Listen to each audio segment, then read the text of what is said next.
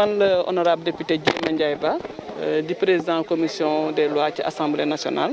tey ma teew fii di ci distribution ndimbal li nga xam ni président de la république Macky Sall mu ngi ko doon dimbalee askanu Sénégal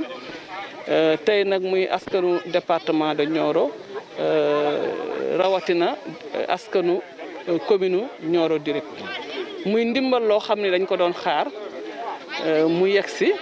muy ndimbal lu ñu rafetlu ndax wax dëgg yàlla lu am solo la téeméeri kilo ceeb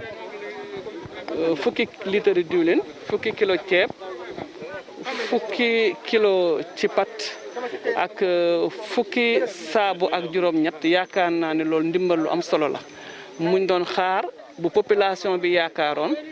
waaye nag yaakaar naa ni xëy na yéex naa yegsi waaye tey rafetlu nañ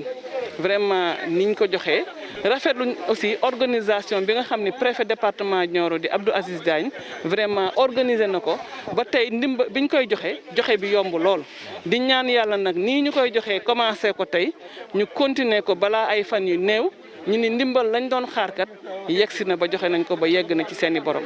di gën a rafetlu taxawaay bi di jaajëfal également ñi nga xam ne ñu nekk ci comité d'organisation bu commune bi vraiment liggéey bu rafet bi nga xam ne liggéey nañ ko ci taxawaayu monsieur le maire de la commune Abdoulaye Ba ak ñi nga xam ne ñooy délégué de quartier juróom-benni quartier Nioro du Rip yëpp vraiment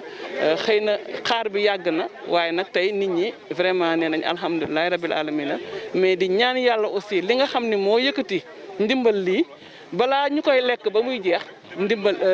xeex feebar bi abal ñu ndax vraiment ndimbal la bu yegsi waaye niñ ko jotee du ndimbal ba nga xam ne ci la ñu gën a loon ndax su doon suñu sago vraiment feebar bi du fi yegsi ba ñuy tudd ndimbal li waaye nag comme yegsi na bañ joxe ndimbal li vraiment dañuy ñaan yàlla bala ñu koy lekk ba muy rees feebar bi abal ñu loolu mooy message bi nga xam ne moom lañ doon lancé vraiment encore une fois di rafetlu taxawaay bi ak liggéey bi nga xam ne vraiment ñii comité d'organisation bi def nañ ko waaye nag préfet département bi taxaw ci taxawaay boo xam ne yombal na liggéey bi ci préparation bi. ndimbal li yaakaar naa ni ma xamee commencé naa wax dëgg yàlla di xam ki nga xam ni mooy préfet département Nioro ci organisation ak ci méthode te xam naa ni tey bi muy def lancement fii ci commune Nioro ak ni mu ñu ko waxee woon ca même waxtu soo demee ci yeneen communes yi ñoom tam ña nga commencé ndax daf di woon du commencé tant que